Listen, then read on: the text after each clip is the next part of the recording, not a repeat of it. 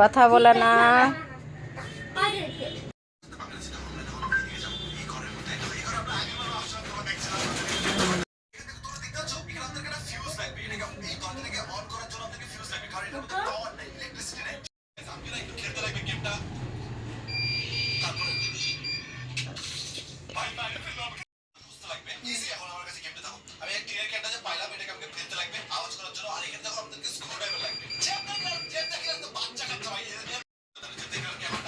Hi everyone, আসসালামু আলাইকুম। কী অবস্থা, সবাই কেমন আছেন?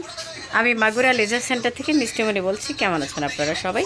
তো আজকেও যে ভিডিওটা নিয়ে চলে আসলাম সেটা হচ্ছে মেস্তা রিমুভ।